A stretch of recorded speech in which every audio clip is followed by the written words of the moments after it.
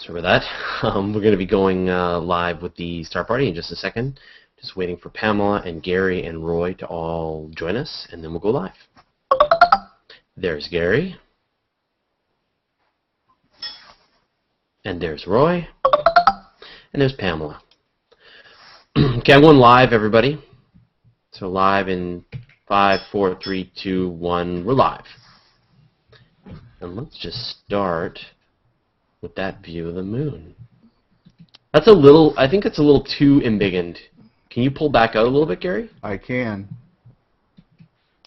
There we go. That's beautiful. I love that. I was just looking to see the detail, and I can see the shadows and stuff in there. Yeah. I'm actually seeing bands on Jupiter too from Roy's. Yeah. Yeah, it's just this really jumping around. It's just really turbulent. I can see the bands, but yeah, it is really jumping around, isn't it? Actually, no, that looks really good. I think that's a really nice view of Jupiter. All right, we'll just. Are you extracting data and such, Pamela? Yeah.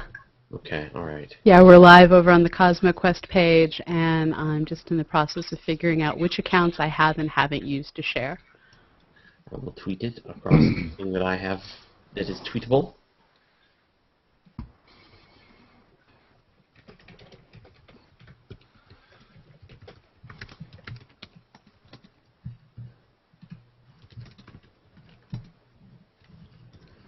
And Stellarium took over one of my monitors and won't let me have it back. That was rude. There we go. So if you're out there and you're listening, please let us know that you're there, because otherwise we're just going to sort of babble amongst ourselves somewhat incoherently. So we have Austin already. I hope there's more of you out there.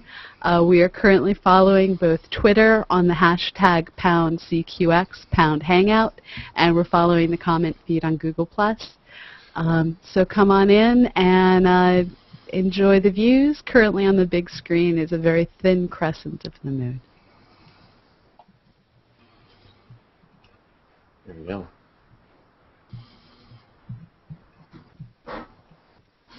And while we tweet, we encourage you to tweet and share as well to help grow our audience. We can make this a community moment of boredom. There we go. I see some pluses and some shares and some comments, so that's all fine. So hi everybody. I'm Fraser Kane. I'm the publisher of Universe Today and the co-host of Astronomy Cast. And you can also see there Dr. Pamela Gay, my co-host on Astronomy Cast, waving with her big blue microphone. And we've got two astronomers here right now. Not sure how many other people is going to be showing up. It might just be the two. So we've got Gary Gonnella with his phenomenal 14-inch Celestron. Hello. Hello, Gary. And so Gary has got, as we've mentioned in past weeks, Gary's got a really wonderful telescope. Quite strangely configured, but really good for viewing deep sky objects, wide field deep sky objects. So he's actually sort of pushing his telescope in a direction it weren't never meant to go, which is to look at the moon, which he's had to, because Gary's telescope is designed to gather as much light from a big wide field of view as you can, and it's only when the moon is like this faint and that it doesn't sort of overpower the telescope. So actually we're quite lucky to be able to see this. It's a little bright. Whatever you had before, Gary, I think was better. Yeah, yeah. And then we've also got Roy, and right now Roy is streaming a view of Jupiter, which I think if you sort of watch it, you can see the bands across the planet of Jupiter. And Roy is located at his observatory in, I always forget, it's New Mexico, right? Nope, Arizona. You're in Arizona. Oh, okay. Peter is in New Mexico. Right. Actually, Peter's in Australia, but his telescope is in New Mexico. Yeah, exactly. His virtual, his avatar. So what we wanted to do, we've only got a few minutes before the moon actually goes down below the horizon. But if you feel free to head outside, look to the west, and you'll see this beautiful. If you've got a nice view of the western horizon, you'll see this beautiful thin crescent moon. And if you've got a really good view of the horizon right now, like to the ocean, you'll see a bright star just above the horizon, and that's Mercury. And then above the moon, that really bright star in the western sky, that's Venus. And then even further up, really bright again, and that's Jupiter. And so if you're on the west coast, that's what you're going to see. If you're on the east coast, then the moon and Mercury will have already gone down. Venus will have probably already gone down too, so you're probably just left with Jupiter. But if you're on the east coast, if you go outside as well and you look sort of more towards the east, you'll see a really bright red star in the sky, and that is Mars. So hopefully, I'm not sure if this is going to work, but we'll try and get some views of Mars later on as well. This is, yeah, pretty cool. It's good. It's a really good time to be observing, I've got to say. You know, we've got the opposition of Mars coming. Pamela, when's that going to be happening? Oh, I was in the process of Googling and got distracted by shinies. Shiny. But soon. Yeah. Soon we're going to be able to see March 3rd. March 3rd. Okay, so we're really only about a week away from Mars getting to its closest point to the Earth. And so what's great is then it gets to its biggest point, and people are able to sort of see the most detail on the planet. You can see the polar ice caps. You can see some of the larger features on the surface, and especially when we do some astrophotography, you can see just some beautiful views of Mars. So very cool. Cool. Okay. So, and this was just sort of the intro. I think we're probably not going to stick around on the moon for much longer because it's going to sink down below the edge of Gary's telescope, and then we'll move on. So, all right. Okay. So why don't we? So now you had a bit of an agenda again tonight for us, didn't you, Gary? Yeah. Let me pop it over to Orion to get started, and then I'll look at my what I've got set up here. And there's the scope slewing.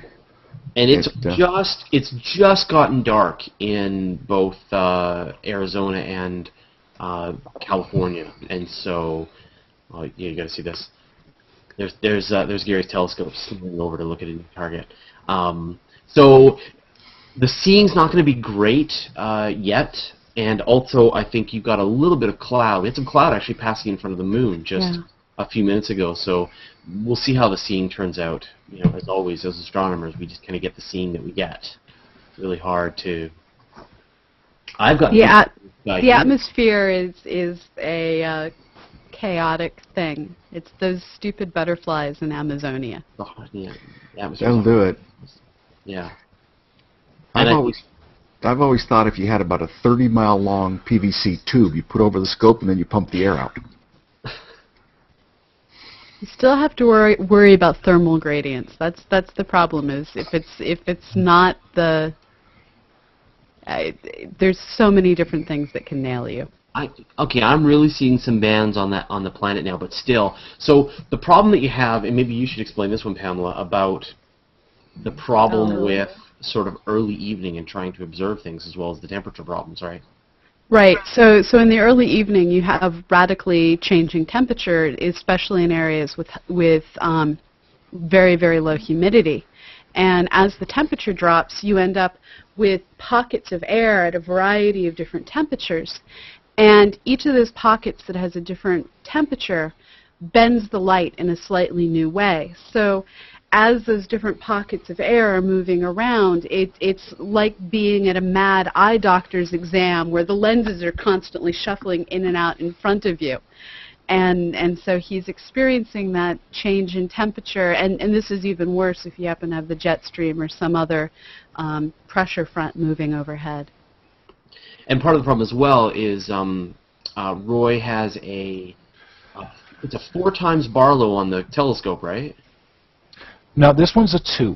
It's a 2 times Barlow. This one's, yeah, but it's on an 8-inch SCT, so it's So that translates into It's a telescope with an 8-inch mirror, and it's called a Schmidt-Cassegrain telescope, which means the light comes in through the front of the telescope through a corrector lens, because the mirror's shape causes the light to focus at slightly different points if you don't have the corrector lens. Light comes through the corrector lens, hits the mirror, reflects back up to a second mirror, and then reflects through a small hole in the base of that first mirror to get out the butt end of the telescope to the camera in this case. Yeah, so now I've got, it's about 2,000 millimeter focal length, and with the Barlow I'm around 4, so it's a very narrow field of view. Yeah. But it creates a beautifully embiggened Jupiter. Yeah, when it's not bouncing all over the place. Little things. Have you been doing some observing with this setup? Do you find it, because it really is jumping around? You find it settles down? Yeah, tonight it's just got to be the turbulence in the high clouds up there. When I tried this last week on this camera and this configuration, the seeing was a lot better. Not as good as I had hoped, but it turned out pretty good. Saturn turned out way better. I was like at 4 o'clock in the morning checking out Saturn on it. It was really good. Awesome. Yeah, for anybody who's in the UK, Saturn is going to be up for you right now as well. Like pretty much the brighter star that you'll see in the sky right now is going to be Saturn, if you're in Europe. So why don't we go and take a look at what Gary's got then, which is sort of, it's winter time. We got to enjoy our time with the Orion Nebula while we can. So here it is. And could you maybe move up a little bit, Gary, and trying to get more of the top part of the nebula in? Yeah. A couple nights ago, I was talking in a different hangout with Alex Filipenko about supernovae, and he made this fabulous realization occur to me that when we're looking at Orion, we're seeing all these bright, hot, blue, giant stars. All these stars are more than 10 solar masses, and all of these stars are eventually going to go supernovae. And so is Betelgeuse, Orion's upper right shoulder if you're in the northern hemisphere.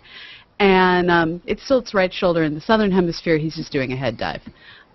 But what we see right now, in tens of thousands of years to 50 million years for the youngest stars, all of these things are going to explode and form pockets of nebulosity, where you can imagine 60 million years from now, you're looking at Orion, and Betelgeuse is this fading away, hard to see nebula, and then the Orion Nebula that we're looking at here, the trapezium, is actually 3 separate versions of the Crab Nebula all overlapping with one another. It's an amazing future to think of. So you can see those star trails that we've got here. We've got a star trail down and a star trail to the right, and what's going on is Gary is readjusting the telescope and getting a new picture, and so you can see that. Yeah, actually, I've discovered a new kind of comet. It's called a right-angle comet. Right-angle comet, yeah, quick. 2 tails, perfectly orthogonal. Yeah, we've been discovering all kinds of comets tonight as you've been moving your telescope around. Now, if I stretch it down this way, you can see a little bit more of the trapezium still blown out, but you can see it a little bit. And then when I stretch this, you see all the little wispy stuff. And so this view here, this is pretty much the full view of your telescope, right? Yes. I'm full view. Right. Okay. So for anyone who's done any observing, you know how big the Orion Nebula is, and as I said, this is where the power of Gary's setup really comes into play. Now, Roy, are you also viewing Orion right now? Yes, I just brought my second telescope in, and right now it's taking a 30-second RGB image of Orion. So I'm taking a 30-second. I don't have anywhere near as fast a scope as Gary does. So I just took a red 30, it just stacked onto a blue 30, and now it's going to do the green, and it'll stack it in real time. So when they say my telescope is faster than your telescope, this is actually a 2-variable problem. One has to do with how big is your mirror? How quickly can it collect photons? And the other has to do with how tightly bundled are those photons when they get to your camera. If it works out that you're taking huge chunk of the sky and throwing it onto your detector such that each pixel on your detector might be a third of Jupiter per pixel, well, you're going to be able to collect photons very quickly by throwing a whole lot of the sky onto each pixel. If instead you're looking at only a very small part of the sky and you have 100 pixels across Jupiter, well, each of those pixels is going to get a lot less light per pixel, so it takes a lot longer to get your image. So ideally, you want to have a really fast telescope with a really big mirror if you're trying to take wide-angle survey images very quickly. But if you're trying to look at the finest details on an object, you still want the biggest mirror possible. But now you want to have a much slower telescope, so slow telescopes get finer details. What's this second telescope that you're running, Roy? You didn't This is a telescope with me. This is a 106 millimeter refractor. That's beautiful. That's really nice. So stacking those three images together is really nice. Could you maybe get us either Pleiades or like the double cluster in Hyades with that? Yeah, I can get pretty much anything you need. One thing I wanted to try here. Or could you try Jupiter with this one? No, with Jupiter with this, it's not really going to get. It's basically be looking just like Gary's does. Yeah. So I can take this, and I'm doing a log stretch. That's really Yay! nice. Log stretches are the best. That looks really, So now you can actually see the stars, and the focus is out, but the stars in the trapezium start coming out. Yeah. Yeah, that's phenomenal. Wow. And so I'm just going to switch back and forth between Gary and Roy. So you can see with Gary's view, I mean, you can just see this really subtle sort of colors and wisps in the nebula, and then sort of compared to what Roy has, but the colors. This is a true color image of what we're seeing, right? This is kind of what the nebula really looks like. To the human eye. To the human eye, yeah. To the human eye within our atmosphere, yes. yeah, which is really interesting. So we have Charles Wagner, or Wagner, I don't know what continent you're on, asking, I don't know if you've covered this previously, but what is the bin mode that pops up on Gary's screen occasionally? And this is actually a question that we get pretty much every show, and I need to come up with a better explanation, but we're going to use the back of the credit card explanation. So you can imagine that each of these cards is a different pixel that's collecting data. And normally, each one collects its own set of photons. But each one can only collect so many photons, and they have to collect a bunch before they start to be able to build a picture. So if you want to build a picture quickly, what you do is you bin them 2 pixels this direction get added together, 2 pixels this direction get added together, and so now I have an image that's binned 2 by 2. Each pixel contains 4 times as much of the sky, and it contains 4 times as many photons as it contained before, assuming even luminosity and things like that. So it's just a good way to get a low-resolution picture quickly to make sure you're actually looking at what you mean to be looking at before you take the long, high-resolution image. So what were you... It looks like you've moved targets, Gary. I have. Let me stop it on that one. I sat down and just went through with a star chart and just looked for things that are not common. This is SH2-263. It may have some other names out there, but this CCD soft that I'm using lets me pick it and then come up with SH2-263? Mm-hmm. SH2-263. Okay, this is a deep sky object. it's a pretty nebula with a bright star, and I'm trying to get somewhat more coherent information on it. But this It's an emission reflection nebula, so this means it's a nebula that's getting illuminated by that star that you see. The star is causing the nebula to give off a certain amount of blue light, and then it's also the hydrogen alpha is getting excited in the nebula and emitting red as well. Right, so this is the B0 star HD 34989, and it's blowing out this material, right? That's cool. Yeah. Yeah, so there's a thing on galaxymap.org. I don't know if you've seen that before. So it's it's an H2 region with a H2 translates into hydrogen stripped of all of its electrons. Right, and the ionizing source. Right, so it's an H2. So in other words, just like a cloud of gas that is being lit up by that star, by that blue star. Yeah. So what's amazing is because the galaxy is still in the process of forming stars and cleaning up all the primordial gas and dust that was just left over when the universe formed, bright stars have the chance to just illuminate the universe around them and create beautiful nebula just by existing. No star-forming region or anything exciting required. Just an unvacuumed part of space. Very cool. What else have you got for us tonight, Gary? Okay, one we looked at last week, but NGC 2359, which is Thor's helmet. Right, that was a great one. Yeah, I figured that one's worth touching. And Roy, can you try getting a cluster in view? Yeah, I'm going to go try to find the Pleiades. Awesome. Pleiades would be great. I think it'll look really nice. I was just color view. I was trying to refocus Jupiter, but it's just dead. Yeah. It's just there must be some high clouds up there that are just in front of it because I can't get it focused back in again. Every now and then, for a second, I see a stripe. You see a band, and then it goes away. It goes away.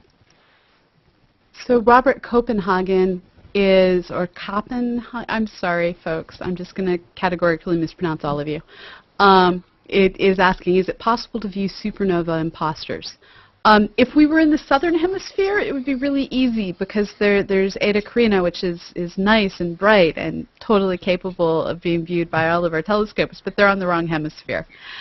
There are northern hemisphere supernovae imposters, but they tend to be extremely faint, and we would bore all of you terribly if we took sufficiently long exposures to take a look at them. Yeah, 5-minute exposures of things. I think it would probably need a lot more than 5 minutes. Right, so this is Thor's helmet, right? That's a 10-second exposure. I'm doing a 1-minute exposure right now. Yeah, Thor's helmet. Yeah, but we definitely can see the helmet. You can see the sort of twin prongs on the object there. And what's that? Do you know what's causing? Oh, there. That looks really good. You can see it there. What's causing that? This has a bright star in the center with amazing stellar winds that are basically blowing a bubble, and it looks like the bubble in a couple of places punctured. I can't speak exactly for what caused the horns on Thor's helmet, but there's a bright star in the center, and it's just doing its bright star, clearing out the area around it kind of thing, and eventually this is a star that's going to explode. But for now, it's just making helmets in space. But there's a lot of really interesting sort of outflows that come out of these really powerful stars, and you've seen even some planetary nebula and stuff where they've puffed out these really bizarre shapes and features. Yeah, one of the things everyone always talks about is the Hubble Space Telescope was built to determine Hubble's constant, thus the name. But the second major justification for building this space telescope is no one knew what the heck planetary nebula were. We understood they were a product of stellar evolution, but from ground-based telescopes, you just don't get sufficient resolution to start to figure out, okay, what's up with this one that looks like a cat's eye, and this one that looks like an owl's face, and this one that looks like a square or a rectangle. And it was only once we started to get Hubble resolutions and started building the world's largest telescopes with adaptive optics on the surface of the Earth that we started to get sufficient resolution to realize in some cases these structures were formed by planetary disks causing a pinch-off in the stellar material that was getting streamed out. Sometimes it was a binary system, so you had the star giving off the nebula while orbiting another star, and as we got these high-resolution pictures, we were able to start building models to allow us to understand all of these extremely beautiful geometries that make no sense at low resolution.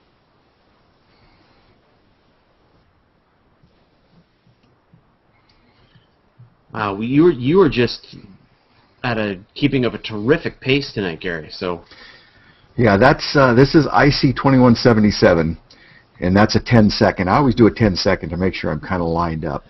There's considerably more of the nebula down and to the left.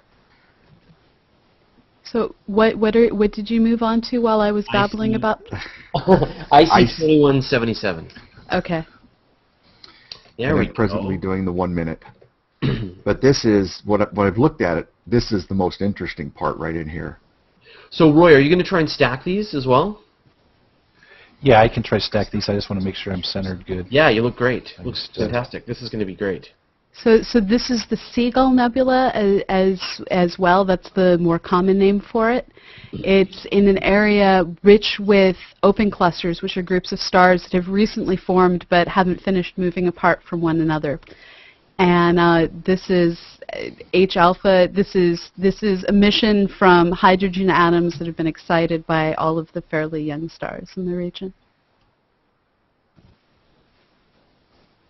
Well, that's a bit of a longer exposure now. It looks great. That's a 1 minute. That's a really nice view. Wow.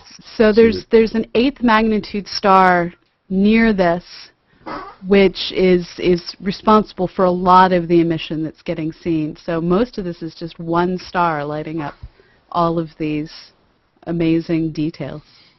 And where you see blackness, that's not actually lack of light. That's dust blocking the light. I was just about to ask you that. So that dust lane that we can see sort of near the middle, that's dust that's actually being blocked. That's dust and gas obscuring the background light. Now, what would cause like dust there specifically? Have you ever watched dust pile up in the corners of your house? Sometimes shock waves just cause stuff to pile up in one place and get cleared out of another. So star formation has the effect of causing certain parts of a cloud to collapse down gravitationally. And as they collapse, they heat up, and they may hit an equilibrium point where there's sufficient thermal pressure outside. Heat actually exerts a pressure, and so there's sufficient thermal pressure from the interactions of gas that got too close, pushing outwards while gravity tries to pull it inwards. And in this equilibrium, it stops and doesn't form stars, and you get beautiful things like the Bach Nebula. But at the same time, you can also have star formation empties out regions. So you end up with these empty areas devoid of stars that just basically got gravitationally sucked dry. So I notice your view, Roy, has gone completely red. Yes, that's the red image. So that's using the red filter to take the image, so it's just letting in through red light. And is it actually like a physical filter, or is it done electronically? Physical. It's a physical filter. And are you actually like doing it, or is it switching somehow? No, it's an automated filter wheel on the camera. So the software I just have is set up to have it calibrated to which filter is which slot, how long each filter is. I've done a what's called a G2V calibration.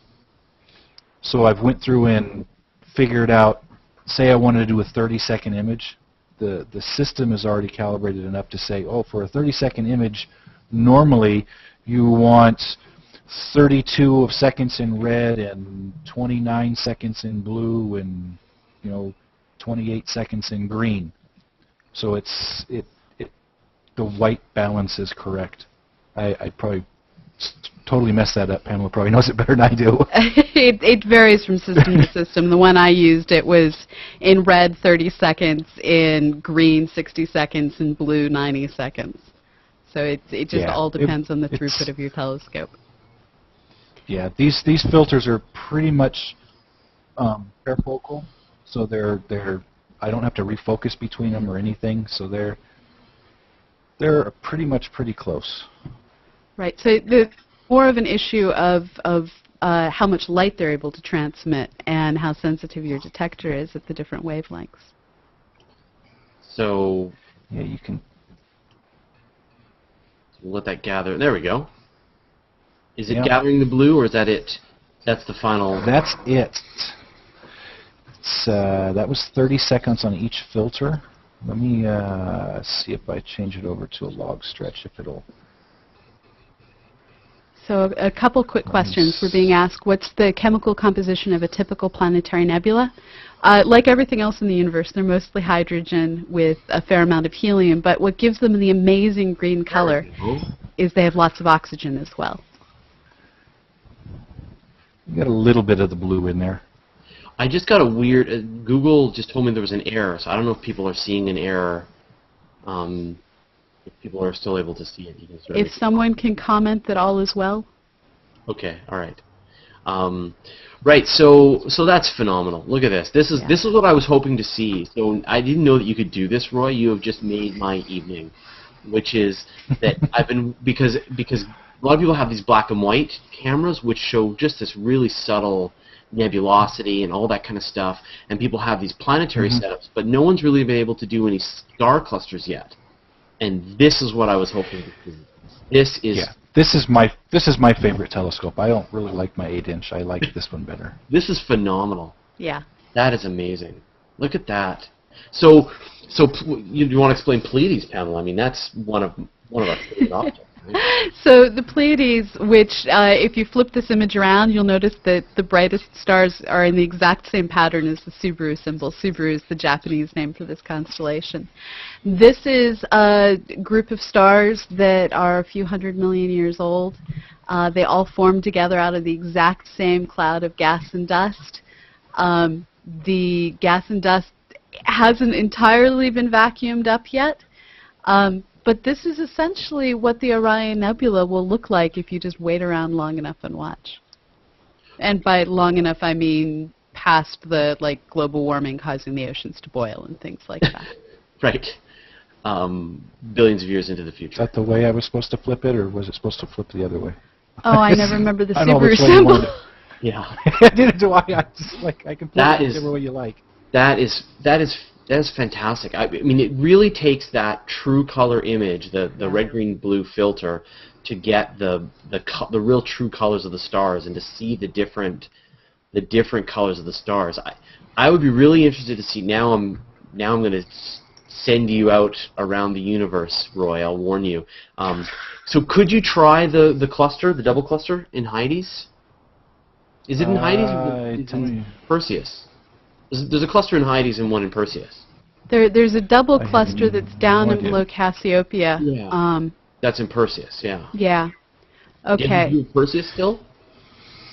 I know the moon... Probably pretty low. It's probably too low for you. So there's another cluster in Hyades. Could you do the cluster in Hyades? If you can tell me what the number is. Okay. Hold on. I want to say it's M64 or something like that. If I can find an image, I'll recognize it. So while you get to watch, it's not M64. So while you watch all of us Google our Messier objects, Googling M65 brings up jackets, apparently. A couple quick questions. The bouncing ball in the bottom of the image, see if you can get M67. The bouncing ball in the bottom set of images is Jupiter, and the reason it's bouncing is because the atmosphere isn't exactly still.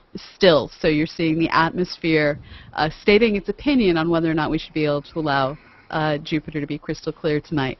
Another question that we're getting is, for $300, what telescope can you get that allows you to start doing cool things and maybe even putting a camera on?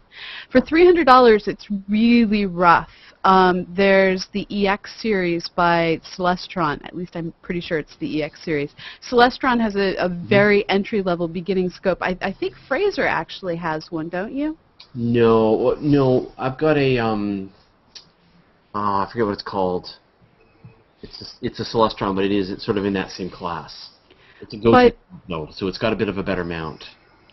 But the thing I would do, since prices are constantly changing, is I've had the Oceanside Photo and Telescope guys totally rescue me a number of times.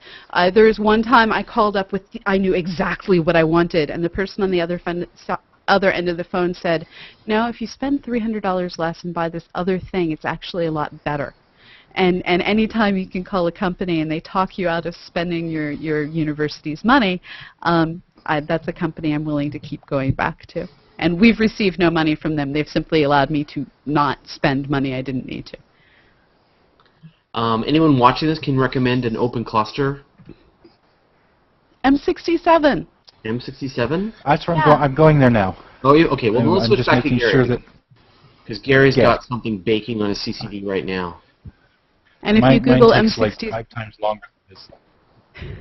If you Google image search, a lot of these things that begin with an M, it's kind of amazing how many military things come up as well. So be careful of how you Google. Okay, yeah. So it's the open cluster in Cancer. I think this is the one I was thinking. Why did I think there was one in Hyades? Is there a cluster in Hyades? Probably. Yeah, no. So the Hyades cluster. Yeah, there it is. The Hyades cluster. Also known as Colander 50, Caldwell 41, Malott 25. Yeah, so let's do that one after. Oh, I'm dumb. Yes, the Hyades cluster rather than the cluster in Hyades. It's strange how your brain misfires. The Hyades cluster, it's actually a really good binocular object because it's what the Pleiades will become in the future because it's even more stretched out. Yeah. So, yeah, it's Would this you say giant. Caldwell what? It's Caldwell 41. Can you search the Caldwell catalog? Point your telescope at Aldebaran and you'll get the Hyades cluster. Yeah, I can get it. Yeah, so if you can do Caldwell 41, that would be great. Okay. And then As soon as I get this one. And then we'll switch back to Gary while that all builds up. This is great. We can see star clusters now. Oh, this is great. I'm really excited. We got sort of Stuart with his planetary stuff. We've got Roy with clusters. We've got Gary with the deep sky stuff. I'm in heaven. This is awesome. And we got the moon, Corey with his hand-guided moon, its moon views. So, but yeah. So there's the Celestron, the EXT series.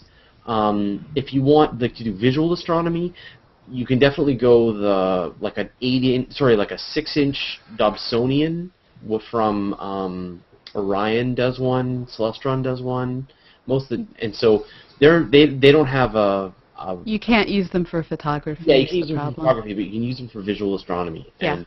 And so those are the Dobsonians, and those are the ones that look like a great big tube, but the base is on the bottom. So we'll put together a list of sort of our recommended scopes. But I think the place we always recommend everybody starts is with a pair of binoculars. Yeah. You know, if you can get your hands on like a 11, maybe a 12 by 10 by 50s are really, they just go. Yeah, 10 by 50. Yeah, and that's kind of light. So a pair of 10 by 50 binoculars is going to set you back $50, right? And you can start to get to know the sky. And many of the objects that we're looking at tonight, you can see the Pleiades that we saw, Jupiter. You can see, well, you can't quite see the moons of Jupiter. Some of the clusters, you can see Andromeda. So there's a lot of really great stuff that you can see. And just to get to know the sky, there's a lot of astronomers that they just get really big binoculars. Yeah. They love to look. There's something really special about seeing the sky with a pair of binoculars. So Gary, what have we got here? Sorry, I'm totally distracted. Well, let me make sure there we go. Nope, I think I muted myself again. All right. Excuse me. This is SH2-280. SH2-280 as we... You're just pulling up all the stuff I've never heard of. which is awesome. Kind of why I want to look at stuff that everybody doesn't look at. Well, SH2. The Sharpless catalog has some really good stuff in it. Yeah. Can you say the number again? Are you sure it's not 281? SH2-280. And for everybody watching, this circular area isn't really the nebula. That's done by my camera with what's called vignetting. The same amount of light doesn't hit the edges as hits the center. And when I actually take these pictures, I have a reverse image of this that I subtract it, and it smooths it out. So the nebula is all in this area in here. And this is the main part of it right there. Right, and so this is a nebula in the constellation Monoceros. Okay, I'll move, bring up some of the more obscure things. And I saw a request, Pamela, for the tarantula. That's a southern. Yeah, unfortunately. Yeah, we'd love to be able to show you the tarantula because it's right next to the Large Magellanic Cloud. Actually, I think it's part of the Large Magellanic Cloud. But we can't get there from here. Yes. I got the chance to see it through a 16-inch telescope when I was in South Africa, and it actually looks like the face of a tarantula is staring back at you through the eyepiece, which is just creepy and awesome all at once. No, Pamela, the telescope that you think about, I've got a Celestron First Scope, which is the other Celestron that I've got, and it's a 3.5-inch reflector, but I can see the moons of Jupiter, the rings of Saturn, the bands across the planet on Jupiter, the craters on the moon, and it's like a $50 telescope. Does it have any go-to on it, or is it strictly... No. I'll grab it. It's just a tiny little Dobsoni. It's really cute.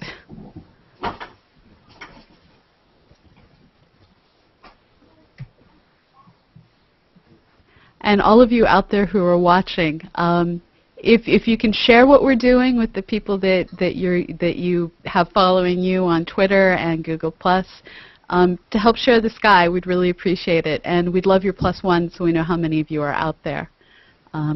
So we do this as a labor of love, and we just love to know that other people get to share this with us. So I don't know if anyone can see this. So this is a Celestron First Scope. And so it's got a sort of, I don't know, it's made of plastic on the bottom, and plastic or cardboard, and it's a 3.5-inch reflector, and it comes with 2 different eyepieces, and it's $50.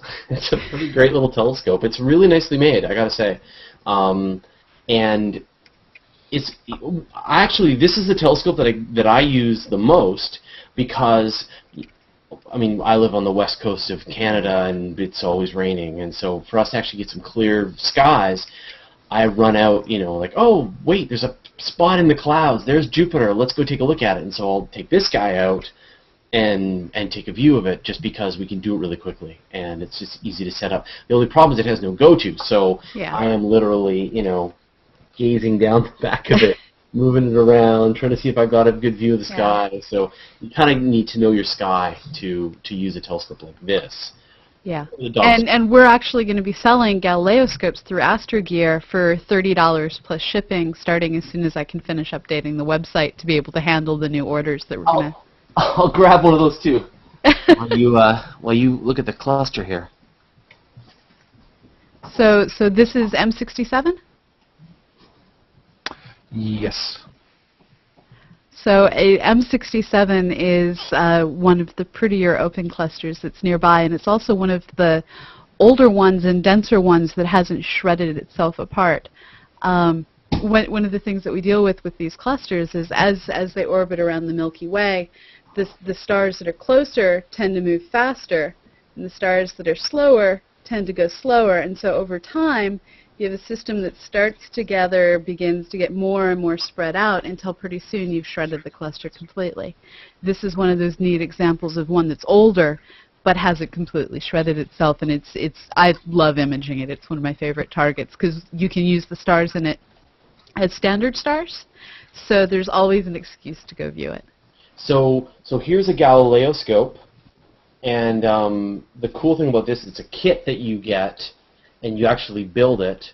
And then what they do for a tripod is it's got a standard camera tripod mount, and so then you can just connect it to your camera tripod, and it is a refractor. So it's a 2-inch refractor, and it's made with it's a multi-lens system to try and remove as much chromatic aberration as possible.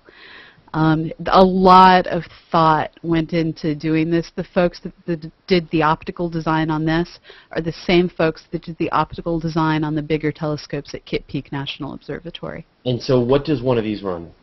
We're going to be selling them for $30 plus shipping. Most places are selling them for closer to $50. Yeah. So $30, something you can take out really quick. You can see, again, rings of Saturn, the ice caps on Mars, the bands across the planet on Jupiter, the Orion Nebula, Andromeda, Pleiades. You'd be able to see some of the globular cluster in Hercules in the summer. I don't know if you could see the Ring Nebula. Probably not. So the neat thing about it is... It depends on where you are on the planet, actually. Yeah. If you're someplace dark, it's perfect for the Ring Nebula. Yeah, so you can see it's got a built-in Barlow.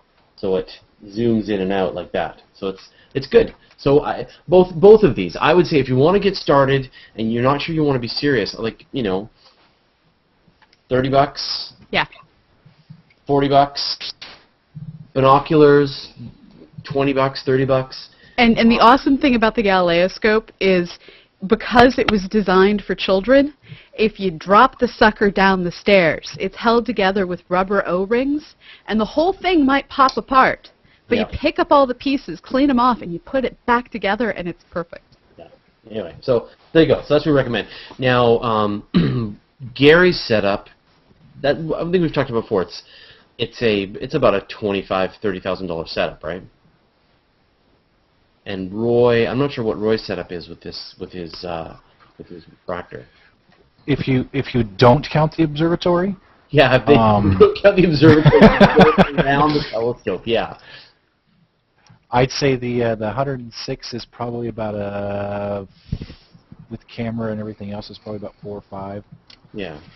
And the other one is probably about the same. Right. So it can be an expensive hobby. If you've got a setup as sweet as Gary's, you're in pretty deep. And what have you got? Sorry, Gary, what have you got going on here? This is SH2-229. I've never heard of this stuff. Came out real nice. SH2-289? 229. 229. That is not on the website I'm looking at. It's also known as IC105. Okay, that makes it easier. So that's in the constellation Auriga?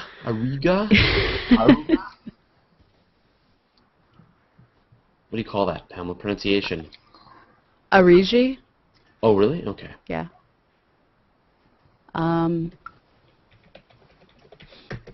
I'm still trying to find out what type of nebula this is, and it's not being Googleable. I see Phil. You know what I see? I see Phil Plait commenting on our Hangout here. Why aren't you in here, Phil? Why isn't he here? I know. You know what? I'm not even going to listen to him.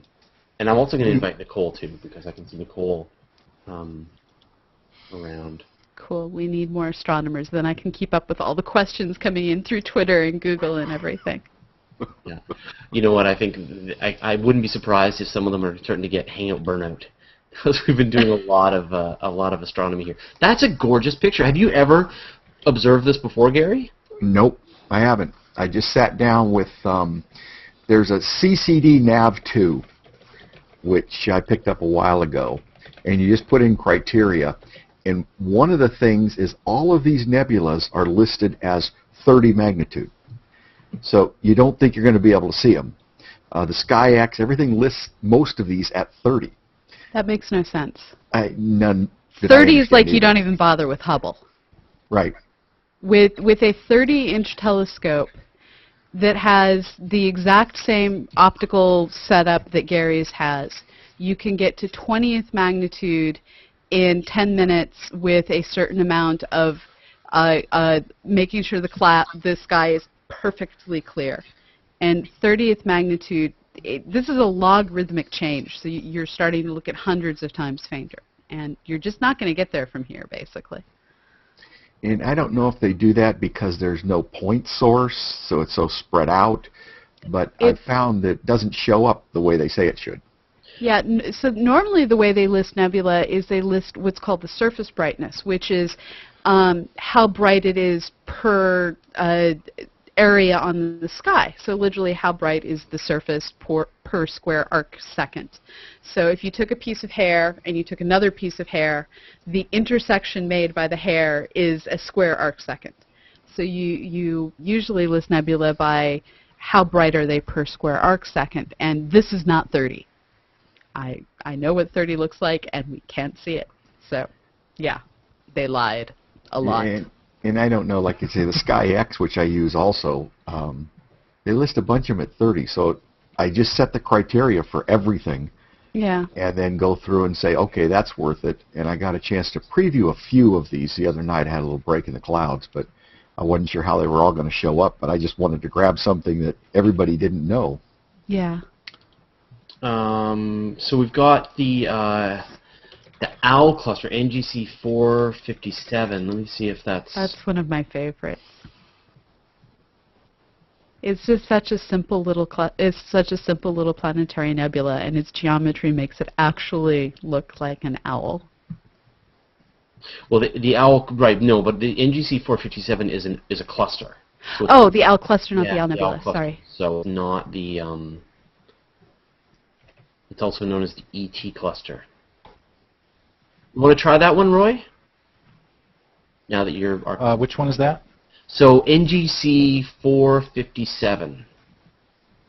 457, okay. I was trying to find Heidi's, but it just won't do it. Go to Antares, or Aldebaran rather. Sorry, wrong A star. Go to Aldebaran, and it's the same. Aldebaran's the starting point I use. But is it not able to track on it? I mean... No, I just can't find it in any of my software.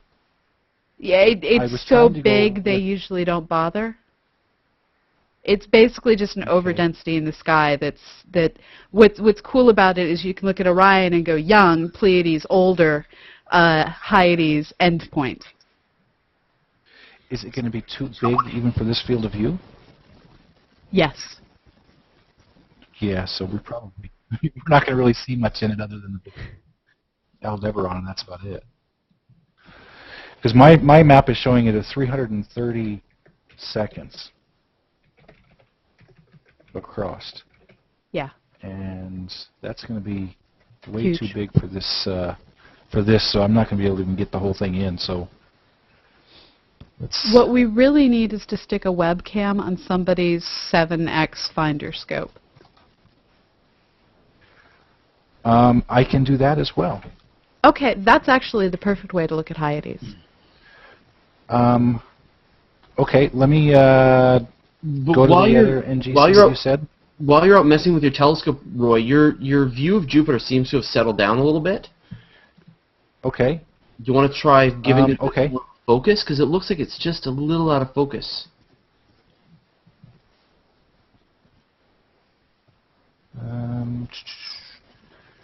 Let's see if I so can get that. Teal Brista is asking, is it possible that it appears brighter than optical magnitude because we're looking at narrowband H-alpha? There's a bit of confusion here. So we use narrowband H-alpha because light pollution is in all colors. And if you can get rid of most of the light pollution by looking strictly at the H-alpha, which we know comes primarily from stars, then you're able to pull faint objects out of the light pollution. But at the same time, if you didn't have light pollution and you were able to use broadband filters, the R filter for red, the B filter for blue/ultraviolet, then you'd see so much more light and everything would be so much brighter. So it's actually much harder to observe in H-alpha because you're not catching as many photons at a time. Here we're only getting benefit because we're essentially tossing out all the light pollution. But if Gary was in a dark site and able to use a broadband filter, what takes 30 seconds to look at in H-alpha might take him 5 seconds in a red filter, and he'd get the same details depending on the object. So what are you trying to observe here, Gary? It's pretty faint. Yeah, this is SH2-284. And I'm seeing if I can pull a little bit of it out here. Nicole's having Google fail. Oh, well. I see it a little bit there now, yeah. Yeah, it's in here. That's not a great one. Yeah. Do you want to try the Horsehead, just to blow people's minds? I can absolutely do that. Can we get both Roy and Gary looking at it and do a side-by-side? That'd be great. I don't know if Roy is near his computer. I can do that. Okay. Yes, I'm still here. Okay. Awesome. Yeah, well, I can show you what I was going to do. I have a digital finder Pick. scope. Oh, there you go. Horsehead Nebula. There's Jupiter in my digital finder scope. So that's why I'm saying I could get the entire cluster in my finder scope because there's Jupiter. Right. So, But you know what? We'll test that out later. Let's Okay. try. I'd love to try this this comparison. okay, I will go there. And this is phenomenal. I had no idea that we would be able to see objects like this. Uh-oh. Something's not right. That doesn't look like the Horsehead Nebula. No, it doesn't. It appears to be viewing the ground. Yeah, actually, I have a watch lizard out there, so I was just checking on him. Let me. Well, you might be it, Roy. Probably not. See, because he can take longer to get there and take his picture quicker. So one of the questions that we're getting is, would either of the scopes be able to get multiple galaxies in the Virgo cluster? Yes, it would just take a long exposure time. But Gary's setup is actually ideally suited for looking at clusters of galaxies Wrong telescope. with really long exposure times. We can do that with, we can see what, M81 and M82 in Ursa Major.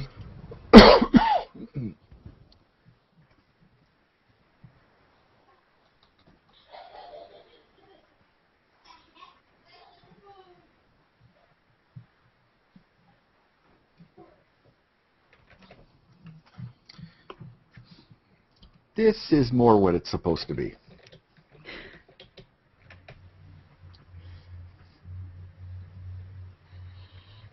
Oh, I see a bunch of people commenting on Pamela's post. I just noticed this. So Pamela linked to the Hangout, and there's about I think plus 17 there and 14 comments, and we're not actually checking that. I am. You are? We're good. Okay, yeah. Yeah, we're following everything. I didn't. You are? Wow. Yeah. Yeah. That's why I'm looking all around. It didn't occur to me to look at that one. So anyway, I haven't been noticing the comments there. So, but yeah, I think we'll try. You know, we got lots of stuff we can see. So there we go. Wait a minute, it's upside down now. Yes, It's because he flipped things when we were looking at the Pleiades. Wait, no, I have the wrong scope. Yeah. It's the other side of the meridian. Okay. It just passed over. When we were looking at it the other night, it was off to the east. Now it's just passed over the meridian, so the world flipped. Oh, I see. And so your telescope has to get at it from the other side. Right. So the telescope has to flip over to do it. That's funny. Which is interesting. If I'm imaging and it passes that, is I have to flip all the images when I stack them.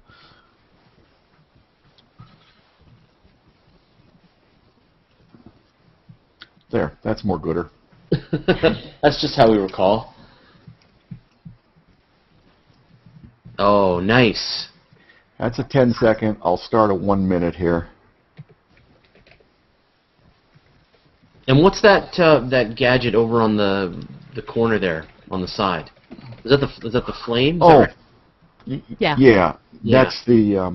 That's my camera controller. No, the nebula. Nebula. Oh, sorry. Just below that really bright star. That's the flame. Yeah. And so if people right now are watching this and we want to send them outside to see this for reals, this is the bottom star in the belt, right? Left hand. When you're looking at it here, it's a left hand of the 3 stars. Right. So if you go outside and you look up and you see the bottom left hand, right. So you can see Orion, the left hand bottom part of the belt. That's that star, and so this nebula is kind of surrounding that star. If you want to get to know some of the stuff better, I highly, highly recommend a piece of software called Stellarium. And this is something that we've been using quite a lot with. I've been sort of taking pictures to show what, some of the constellations are going to look like, the positions of the moons and things like that. And I will show you what's kind of cool about it. Is let's see if that works. Yeah. Mine will be sideways.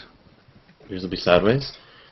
All right, let me see. Yep. I'm going to try screen sharing my view of Stellarium, and the only problem is it doesn't quite work properly. It kind of gives this weird flash, but let's see if this works. All right.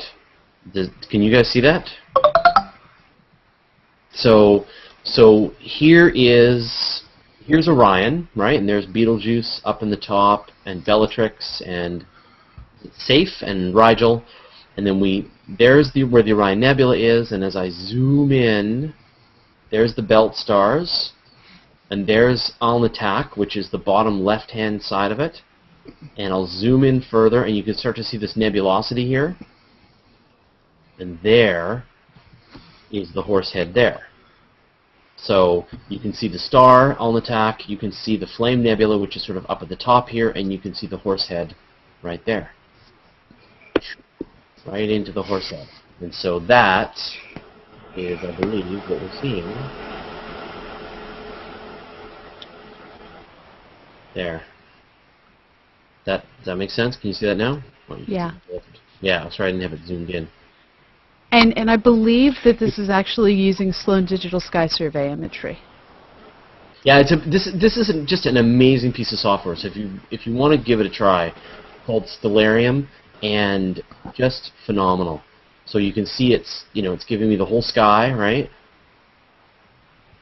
And then there is the moon, like we looked at the moon before, right? And there is Venus and Jupiter. This is from my perspective on the west coast, right? Yeah.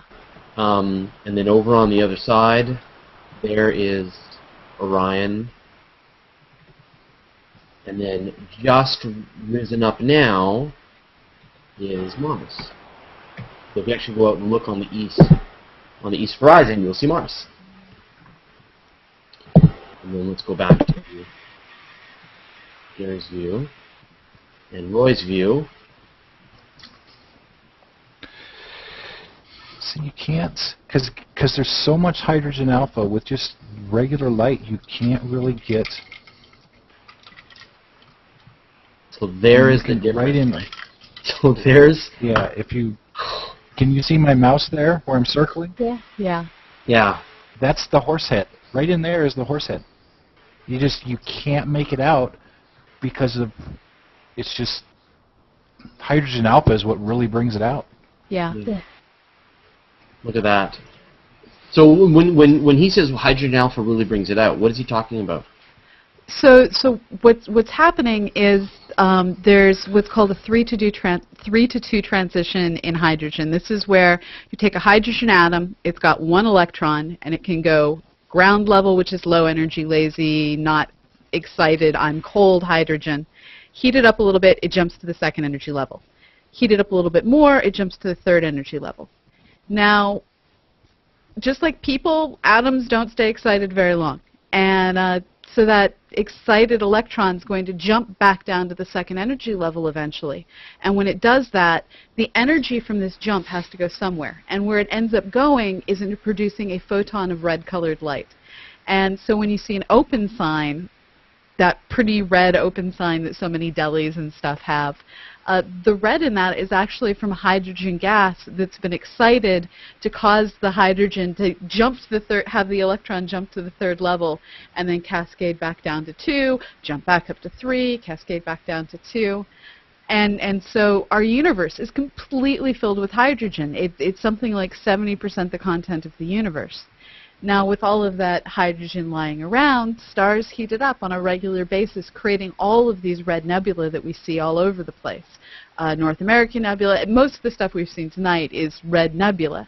Horsehead is a dark molecular cloud, a cloud of really thick, dark material that the light just can't get through.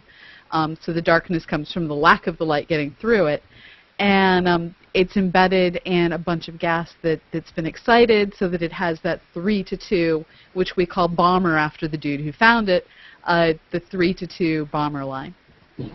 So I've got a couple of questions. People wondering how they can actually join the Hangout, and unfortunately you can't join it. So there's kind of two kinds of Hangout here on Google+. One is what's called a regular Hangout. That's private. And nobody sees it from the outside, and so sometimes we start those kinds of hangouts and just hang out with people. And then what we're doing right now is what's called a Hangout on Air, and it's a way that we can take a Hangout and then broadcast it out onto Google+. And so I know, Paul, you were trying to see how you can actually come into the Hangout. And so what we did, like when we were recording Astronomy Cast, was we started the Hangout just with me and Pamela inside of it, and then at the halfway point we opened up the Hangout to whoever wanted to jump in, and that's different. So in this case, there isn't a way to join this Hangout directly. So, but you would be welcome if you've got a. I will invite you if I can. What are we looking at, Roy? If I switched over to my hydrogen alpha filter and did a 45 seconds, and if you can compare that to Gary's 10 seconds, you can really see the difference, because ours are actually about the same field of view. That's except for wild. mine's sideways. Yeah. Yeah, mine was. This is a 1 minute. Okay, that's a 1 minute, and mine's So 45 seconds. So So I can do, if I did a 1 minute. Bright star down and to the left from Gary's high contrast image is the same bright star that is down and to the right in Roy's image. And the star... So you can, the flame would be right at the bottom. Rotate it. Yeah. But you can I can rotate it real quick. How, confined is that H-alpha filter? Does it really just narrow in on that spectral line, or is it this one's fairly narrow. This is 12 nanometers. So that's what mine is. Basically 400 and something to 700. In fact, let me put this up here. This is why I showed this. The wavelength is 4 something to 7 something, as far as what you can see. And that's all in nanometers. So it's over 200 nanometers wide, and the filter I'm using right now is 12 nanometers. I've also got a set that are 3 nanometers when I'm really looking for stuff. Yeah. But I get better results with the 12. But this is to show where the filters are. Mm-hmm. The sulfur's here in this color, the hydrogen is here, and the oxygen is here. The oxygen assigning it to blue makes sense. Since hydrogen and sulfur are both red, when I stack them into red, green, blue, I've got to pick one. And I've got to pick what's going to be the green. Right. So for those of you who don't recognize him, Phil Plait, the bad astronomer, has joined us. Hey, Phil. Hi, and Phil. Also Nicole Guglucci, the noisy astronomer, has also joined us. Hey, Nicole. Hello. Guess what? What? I finished a chapter of my thesis today. Yay! Congratulations. That's why I could join you tonight. Celebrate? You thought you'd celebrate an astronomy teacher? She's rewarding herself. Yeah. Yes, I am. Rewarding myself.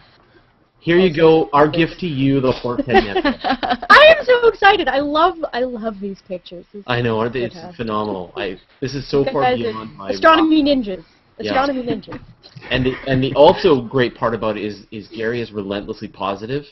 He nags me. He's like, hey, do you want to go live? Come on, let's go. We want to see blue skies. Come on, you want to. He's a total pusher. It's great. I'm old and I got nothing else to do.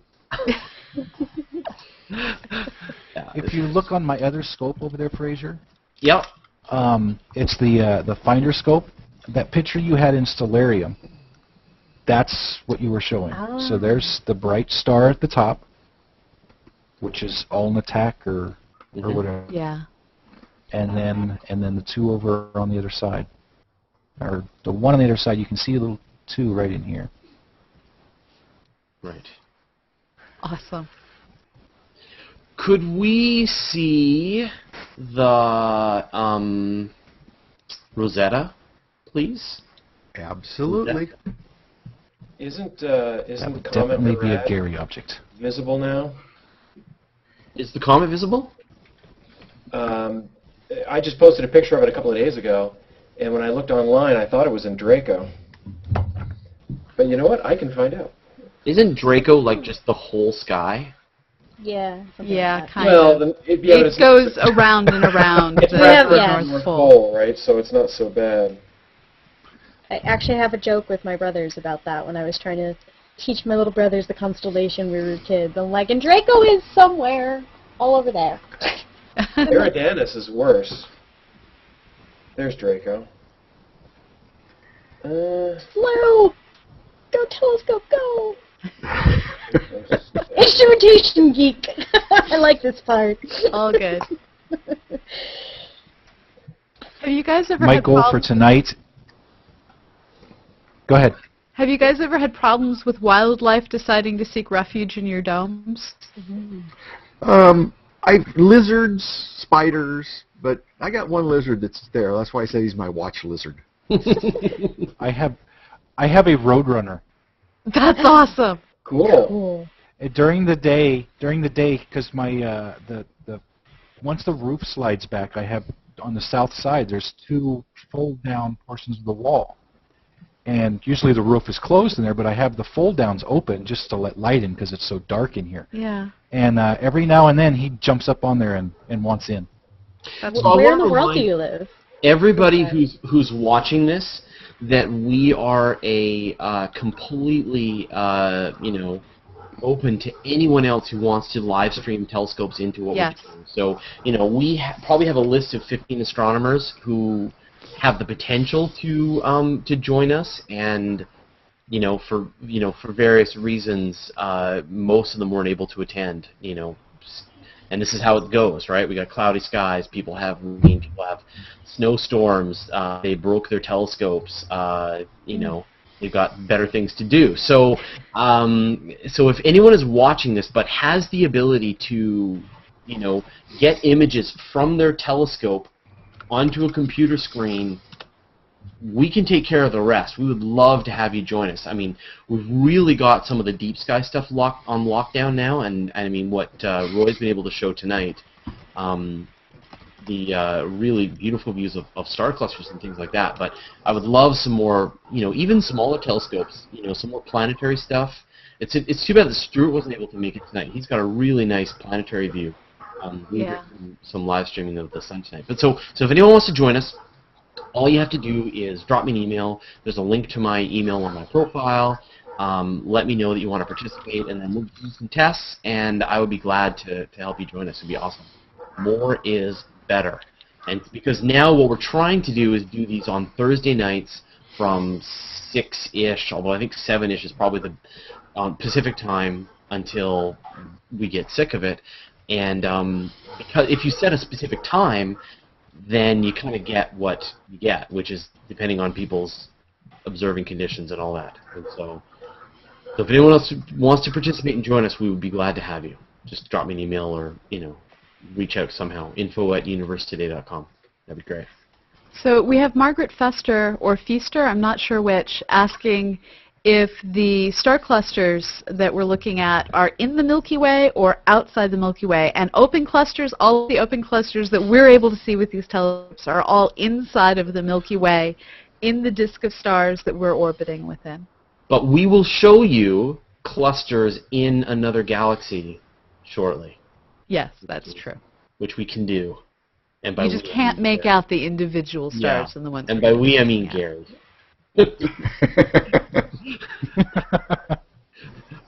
So, was there anything else you wanted to try and get, Roy? Do you want to try another cluster? Yeah, just point me in the direction.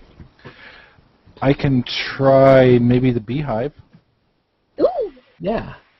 That's big. It is big. NGC 2632. I just checked the comet's not up until morning. It's a morning object. Even though it's circumpolar, it's near the North Pole. It's just far enough away that right now it's on the horizon, so in the little while it'll be up high enough to see. That's going to be a while. Unless you have that got in France. If they somehow put that into Stellarium, you know, if somebody would update Stellarium with live commentary data.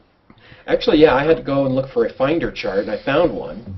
And then I looked it up. I just looked up the position of the stars on Sky Safari, you know, which is another planetarium software package. It's unfortunate. Yeah, it'd be nice if you could just, you know, point and click or something. I can't seem to figure out how to update the database. I know there's some way to do it, but I'm not sure how. Yeah. And you have to be careful, because if you update with the wrong database, you end up with out-of-date ephemerae. And there is more than one Comet Garad, evidently, or Garad, or Garad, or Garage, or Garak. What was the Cardassian in Deep Space Nine? Garak. That's an awesome incorrect image. Whoa.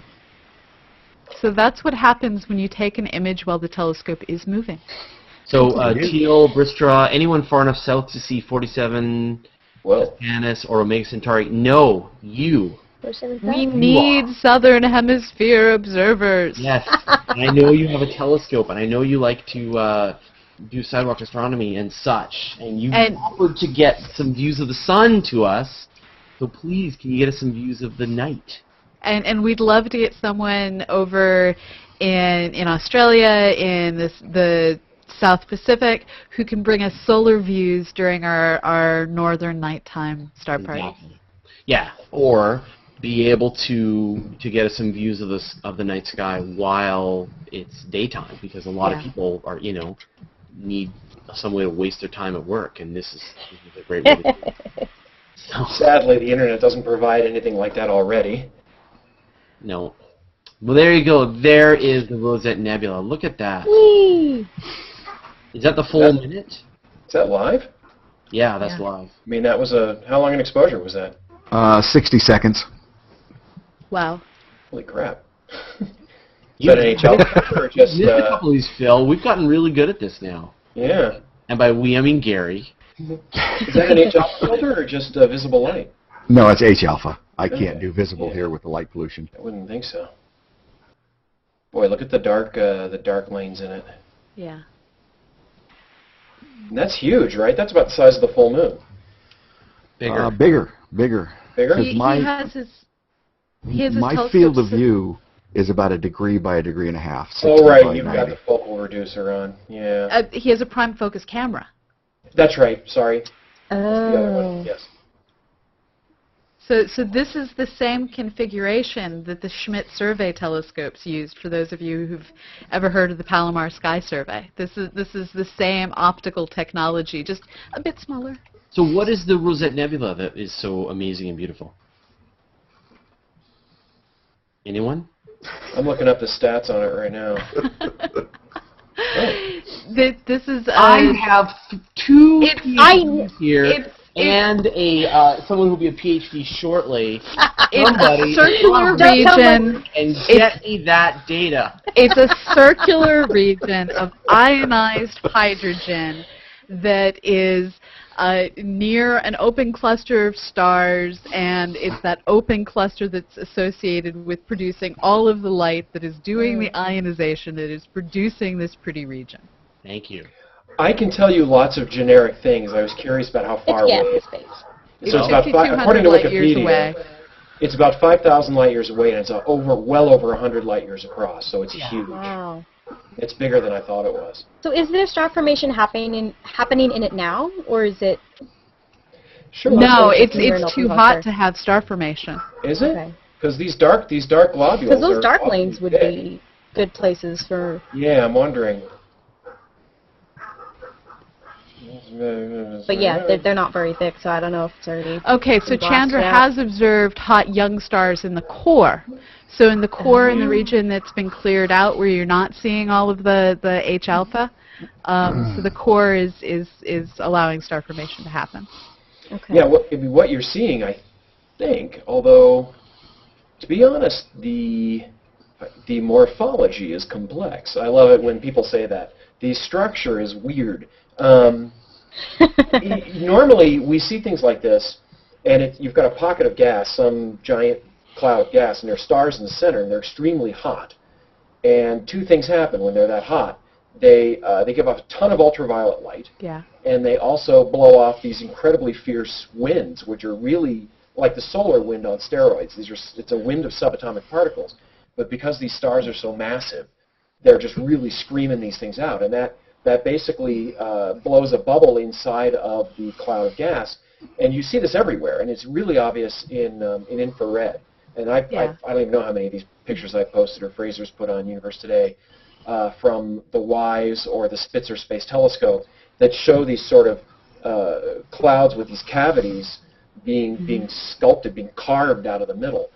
And as a matter of fact, I just posted for Valentine's Day a gallery of objects that are Valentine-shaped. Yeah. And a lot of them are because of this process. And it looks like that's what's going on here, but I'm not sure. So one of There's the a things bright ring around the center. That's interesting. one of the things I'm looking at is it's only 10,000 solar masses. So this thing isn't all that dense when you consider how big it is. Yeah. So it's very hot. It's being heated up by young stars. And yeah, there are those dust lanes, but overall this is just a big old glob of diffuse hot gas. Well, our Milky Way is our galaxy is only, what, 1% efficient at turning gas, just turning 1% of the gas into stars at some time. 99% of the gas is going to float around there and be too hot, like in this nebula, to actually collapse. It's more fun to blow bubbles. What have you got there? Well, Phil mentioned Comet Gerard, or however you pronounce it. And the last time it came over, I did some red, green, and blue in several exposures, and then I stacked them. But when I stacked them on the comet. Yeah. So you can see where I took the green stars, the blue stars, and the red. That's how fast it was moving. This whole thing is about a 20-minute cycle. That's really neat. Is that the beehive there, Roy? Yes, that's what's in the finder right now, and it's have another 30 seconds on the blue. Okay. You know what? Since this is the internet, I have to say that the Rosette Nebula is in the constellation of Monoceros. Mono meaning one, Cero meaning horn. So it is literally the unicorn constellation. And when you look at this nebula, in using different filters, the hydrogen is red, the oxygen is green. You can do all that kind of stuff. So it is in fact a rainbow of colors. It's different than a rainbow. The physics is different. So My Little Pony in the Sky! Rainbows. What, Nicole? My Little Pony. My Little Pony in the Sky. We actually on one of the previous star Outed parties, myself as a which brony. I know you watched them all, Phil, but we actually built up a astrophoto in 3 filters of the Rosette, and so we actually took the hydrogen alpha, we took a sulfur, and what was the other one? Sodium? Hydrogen, sulfur, and oxygen. Oxygen-3 sulfur. That's right, yeah. And then produced it in real time for the viewers. We actually created. And again, by we, I mean Gary. Yeah. Yeah, there's a lot of different things. And I should add, these filters are only letting through a very narrow slice of color. So when you have a hydrogen filter, you're not letting through red. You're letting through just a little, if red goes like this, you're letting through a little tiny slice of it. And that's just where that hydrogen is emitting. When you have an oxygen filter, there's all this different green, and you're just letting a very narrow slice of that green. And our eyes don't really see colors that way. We see very broad ranges of colors and add them together, and that's why we see everything in color. So these gas clouds and everything are emitting in only very narrow ranges. So the way they emit light is sort of different than a rainbow, or when I hold up my pink phone and it reflects light a different way. It's two different things. It's more like a neon sign does, or a fluorescent bulb. And so you can create sort of false color images. But people always ask me, is this what it would look like if you were there? And the answer is no. No, because your eyes you wouldn't see them at all. stink. Yeah. Well, and the thing with these things is they're so diffuse and they're so big, you really want to be looking at them from where we are. Because if you get up close, it's just sort of like standing in a fog. You don't get to, or standing in a cloud. From the surface of the planet, we see these beautifully structured clouds. But when you're flying through a cloud, it's just white. And so I'd rather be here than there. What have you got there? You want a screen share or something? Go ahead. Yeah, let me try it and see what happens. I've been finding the screen share has been kind of buggy and crashy, so, this might be the last we see of you all night. No, here we go, right? Is that okay? You see that? Yeah. Yeah, that's a great one. That's the Rosette Nebula as seen by the Wide Field Infrared Survey Explorer, WISE, a very, very far infrared telescope that was it's still orbiting the Earth. It was on for like 18 months or something like that. It's now been shut down.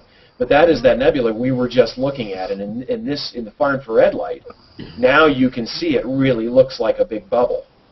The stars in the center have blown. I'm making gestures here, of course you can't see, but the stars are basically sitting in the center of that thing and have blown out this shell.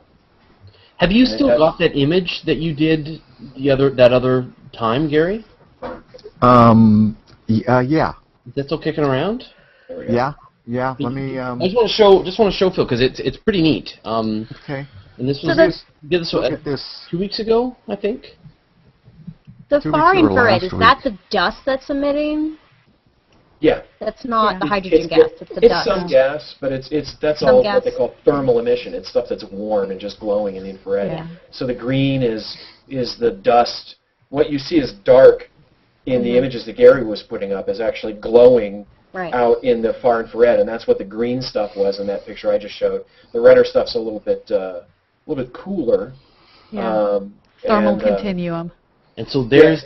It's a little confusing out there trying to figure out how all that stuff works, but it's basically thermal emission.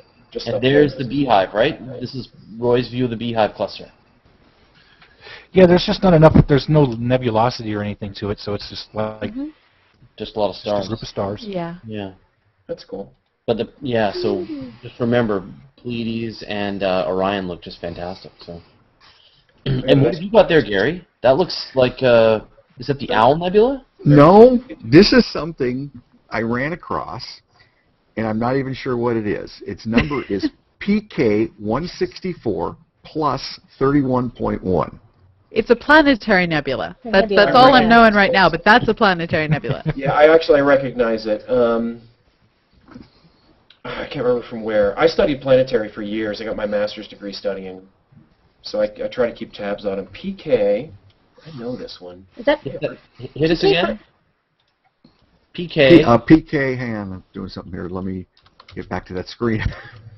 PK164 plus 31.1. Yeah. Yeah, here it is. Wow. what does the I PK know stand this for? one. It doesn't have an NGC number. Huh. It doesn't have an NGC number, I don't think. Yeah, PK is a catalog number, and for the life of me, I can't remember what the names are. Yeah. But it's... Okay. I don't think there's a Hubble image of it. Oops. So it's a planetary nebula. Yeah, that's it. Red giant star blew out that. Stellar death! It's how the sun's gonna die. Not in a bang, but a whimper. Well, Actually, not even. Whimper. it's a sloughing off of the atmosphere. I mean, the way to think about it is when the sun dies, its skin, its outer atmosphere, floats away, forms a pretty nebula, and its skeleton stays behind as a white dwarf star. So really, it's just exfoliating. So I'll show an actual photo of it. It's worse than that. The studies I've seen... Oh, crap, look at that. The studies I've seen say that the sun won't even be hot enough as a white dwarf to light up the gas it shed. And so it's just gonna blow the stuff off and fade away, and that's it. The people won't even... aliens 1,000 light years away won't even really notice. I'm so disappointed. Unless they use radio telescopes, but... There we go. So this is the picture that No, it's not. It's not the one we did the other night. It's not, okay. I ended up not saving that one. Yeah, it was. He did it sort of as quickly as he could, and so he didn't take time to get a really good view. But this is it processed. But in this case, you pick green for the hydrogen alpha, right? Yeah. Right. That's interesting. The right in the center. I'm pointing at my screen. Just in the center of the hole and to the bottom left, there's a sort of a sharp teal, and here you can see it in pink as well. Some shock waves, and I saw those in the WISE image as well. If you look up WISE Rosette on Google, you'll find images of it. It's gorgeous. That's a really nice nebula. That nebula that you're looking at right now, Gary, is actually pretty phenomenal too. I thought it was kind of cool. I'm really impressed. Yeah, so I'll screen share a view, an astrophoto that's been taken of it. Yeah, I want to see that closer. I think this might be a. Here, Phil, can you see that? Wait a minute, it's only showing me Rosette. I have to click here. Yeah, I saw this the same shape. That figure 8 is not quite real, I think. You know what? Yeah, I can see now. In the center, right, the nebula is tilted at about roughly a 45-degree angle, and in the center you can see some faint lines in there. I think what we're seeing is a very short tube, and it's at an angle. So if you imagine taking like a toilet paper tube and cutting it in half so that it's even squatter, and then tilting it a little bit. Can you embiggen it a little, Gary? Yep. That's a beautiful. Stretch That's it a a great bit? example. The Owl Nebula is another one like this. Yeah. There are a bunch of them like this that seem to have this weird shape. And what you have to realize is this gas is transparent. It's translucent. You can see through it. And so you can't really... Something's on the near side, something's on the far side. They just overlap. It's like holding up, a glass tube and trying to figure out what shape it is. It's hard. But then once you realize, oh, I've got a glass tube, those two circles, those two ellipses, are actually circles seen at an angle. I actually have a tube here. I don't know if I'm on, but if I hold this tube at an angle and you're looking at it like that, and then the ends you're seeing it so close to edge on that the ends actually overlap like that, you can get that sort of figure 8 shape. It took me a while to wrap my head around it, but once I did, all of a sudden I'm looking at every nebula going, yes, yes, yes, yes. Yeah, I understand that. It's cool. And that's because the material doesn't come off in all directions. It kind of does this bipolar thing, right? That's sweet. Yeah. There's actually an interesting artist's rendition that I'll see if I can pull up that I was showing earlier of the Supernova 1987A, which is a slightly different scenario, but it allows you to see how you can move between the different patterns just by changing your perspective. I cannot recommend enough just going onto Google Images and typing in Planetary Nebula. Or just Hubble Planetary Nebula if you want to do that too. It's phenomenal. There we go. Yeah. So I actually have to go. So there's my nebula. You got to roll? Do you want to? Yeah.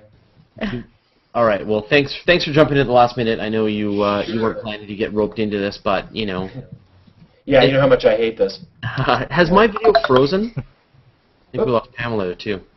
No, you're moving a bit. Am I moving? Okay. We have restored the server connection. Thanks, guys. See you around. Congratulations, Nicole, for getting incrementally closer to not being a grad student. Thank you. Thanks for showing up, Phil. Bye, everybody. Thanks, Gary. This is great. Bye. That's a really good find, too. That's an awesome nebula. Nice job. Thank you. See y'all. All right. So why don't we? I think we're kind of rounding down. Do you want to get one last view of Andromeda before we wrap it up? Yeah, I'm going to put one in between here that I'm just exposing. See if we get anything. NGC 2403 is a galaxy. So a couple of people. So Howard wants to know how you can interface Google Hangout with an iTelescope.net observing session. If you can get a view from the telescope onto your computer screen, then you can connect that into the Hangout. It's relatively easy to do. So if you want to just drop me an email, we can talk about how to do it. Sharon, you said you're going to drop me an email too. That would be awesome, especially if you're in an unusual part of the world. Now, that's right. Okay, so you've got a. That's right, Sharon. Yeah. So I posted a picture onto Google Plus a couple of days ago, or yesterday, and Sharon, he's in Kuala Lumpur, Malaysia. He's produced this amazing picture of Jupiter, Saturn, Mars, and Venus all at the same size, or it's all visually what he sees them from his telescope, and you can see sort of the sizes of them. And it's really, really amazing picture. So it's sort of in my stream a little bit. I can try and kind of dig it up again, but really cool work. So if we can get his help participating, that would be amazing. You know what? We're not going to try tonight if you're watching this right now, but let's try another night or another day, and if we can get a view from what you're seeing with your planetary camera and what would then be daytime, I would love that. So please stay in touch. That'd be amazing. As always, more astronomers. If you want to take a crack at this, I'm more than happy to jump into Hangouts, try some stuff out, test your gear, recommend some choices. We've got as many ways that people are doing this as we've got astronomers. So if you can get telescope to computer screen, we're 99% of the way there. So what's this, Gary? This is NGC 20. Hang on, I got a screen in front of my other screen. 2403. And you see the galaxy. I've stretched it quite a bit. Mm-hmm. Is this M101? No, NGC 2403. Not the same as M101 is bigger than this. Okay. They're both these slightly shredded grand design spirals. Well, how long is this? Is this a 10-second or the minute? That's a 1 minute. Yeah. Maybe too small. If it was bigger, you would have needed. Okay. The bigger it is, the longer the exposure that's required. Mm-hmm. So maybe take a crack at Andromeda. Yeah, this one that I've got here is, I'd probably shoot, if I was shooting at false color, 2 to 3 hours in each color. Wow. Okay. Roy, can you do Andromeda and do a log stretch of it with a nice deep exposure that just comes shy of saturating the core? Is that Andromeda right now? I can. No, that's M78 right now. Okay. I can do Andromeda. That would be great. So the reason I keep pimping logarithmic stretches is the beautiful thing about them is you only have 264 shades of gray that you're allowed to populate, or 264, it's actually 255, I think, color bits that you're allowed to occupy when you build these images.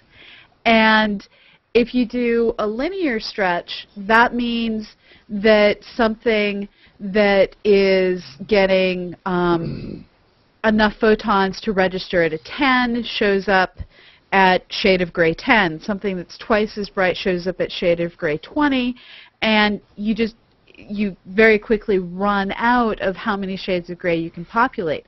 Now the thing is, our eyes are logarithmic. We're used to perceiving the universe where if something receives 10 photons, that's 1. If something receives 100 photons, that's 2. And so when we switch to doing linear, we're not stretching it the way our eyes see it, and we're really limiting the amount of detail we can see.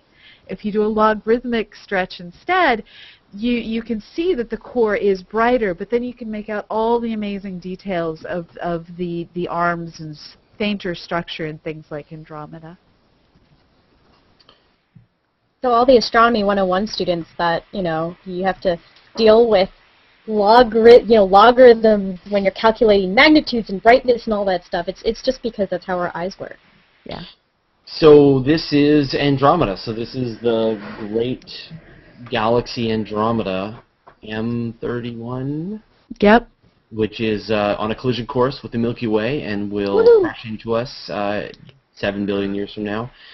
Cool thing about this picture, you can see that sort of central galactic core, you can see the satellite galaxy, but I think if you look really carefully, you can see the clusters in the star-forming regions in the spiral arms. You can see those dark bands. Mm-hmm. And you can see, I don't know if, Gary, you can sort of move your mouse, but you can see sort of down, the next one down. This one? Right Yeah, there. Yeah, there's so you can see there's bright there's some clusters there. So those are actually star clusters. And so we talked about earlier. Cluster got here, too. Yeah, and there's some at the top, too, above the top there. Yeah, up there. So you can actually see some star clusters in another galaxy. And so we promised this, and here you go. And then... Are you still capturing your images, Roy? Yeah, I'm going to do a 60 seconds on it. I'm just amused that the image came up and both Nicole and I did this instantly. So you suddenly turned both of us into curious dogs.